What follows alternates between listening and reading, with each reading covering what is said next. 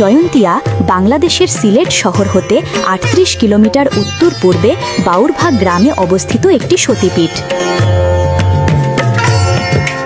জয়ন্তিয়া শক্তিপীঠে দেবী সতীর বাম জঙ্গা বা বাম উরু পতিত হয়েছে।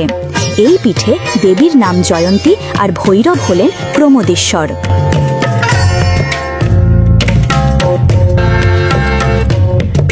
এই দেবীপীঠ সম্বন্ধে বলা হয় জয়ন্তং বাম জঙ্ঘাচ জয়ন্তী ক্রমোদেশ্বর।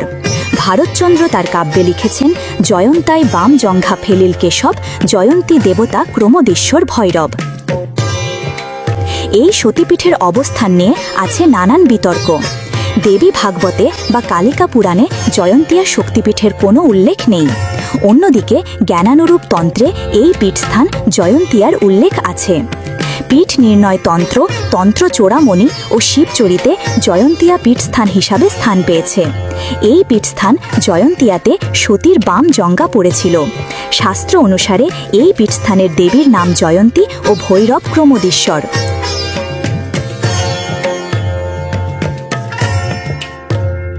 উপজেলা সৃষ্টির পর এই স্থানটি বর্তমান সিলেট জেলার কানাইঘাট উপজেলার আওতাধীন আছে। এই পীঠ আবিষ্কারের সাথে আশ্চর্যজনক এক কাহিনী জড়িয়ে আছে। সময়টা 1548 থেকে 1664 সাল। তখন জয়ন্তীতে রাজত্ব করতেন রাজা বড় গোসাই। এক বছন্তে ঘটে গেল এক অলৌকিক ঘটনা। গ্রামে একদল কিশোরী একদল রাখাল বালকের সাথে খেলছিল। তারা সেখানে একটি কালো পাথর দেখল। তাই দেখে তাদের মনে পূজা খেলার ইচ্ছা জাগল। বালক বালিকারা কালো পাথরটিকে মা কালী ধরে নিয়ে বনের ফুল তুলে পুজো করতে লাগলো।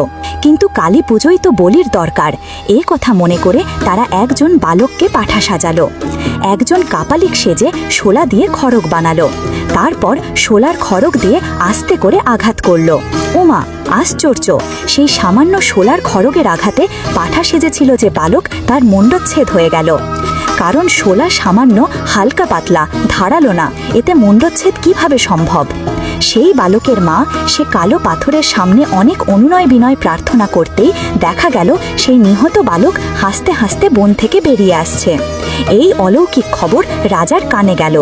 রাজা তার গুরুদেবকে নিয়ে সে স্থানে গেলেন। গুরুদেব ছিলেন একজন তান্ত্রিক আচার্য। তিনি ধ্যানে বসলেন। জানালেন, হে রাজন, এ স্থান মহাপবিত্র।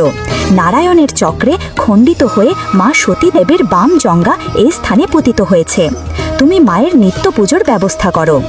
রাজা ভাবলেন পাথরটিকে রাজবাড়ি নিয়ে গিয়ে নিত্য পুজো দেবেন, কিন্তু পাথরটিকে তুলতে বিফল হলেন। অনেক গর্ত খুঁড়েও পাথরের তল পাওয়া গেল না। গুরুদেব নির্দেশ দিলেন এখানেই মন্দির বানিয়ে পূজার ব্যবস্থা করতে। রাজা মন্দির বানিয়ে নিত্য পূজার ব্যবস্থা করলেন। 4 কোণা গভীর গর্তের মধ্যে একটা চৌ পাথরের মধ্যে দেবীর পীঠ।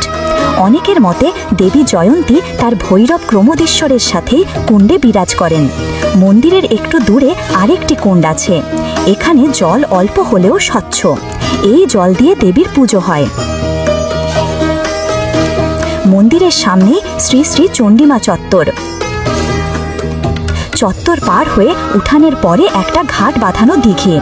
এখানে তীর্থযাত্রীরা স্নান করেন, পবিত্র হয়ে মন্দিরে গিয়ে পুজো দেন। ঘাটের পাশেই নাটো মন্দির। জয়ন্তী মাতা মন্দিরে প্রতি বছরের চৈত্র মাসের 1 ও 2 তারিখে উৎসব হয়। উৎসবে দেশ বিদেশ থেকে প্রচুর ভক্তবৃন্দ এখানে আসেন। সে সময় খুব জাঁকজমক করে মায়ের পূজা করা হয়। কিভাবে আপনারা বাম জঙ্গা, কালী মন্দির বা জয়ন্তিয়া শক্তিপীঠে যাবেন? প্রথমেই আপনাকে ঢাকা বা যে কোনো জেলা থেকে বাসে বা ট্রেনে করে সিলেটে আসতে হবে। সিলেট থেকে বাসে করে আসতে হবে চতুল বাজার। চতুল বাজার থেকে সিএনজি যোগে সুরৈঘাট হয়ে বাউরভোগ বাম জঙ্গা মহাপীঠ।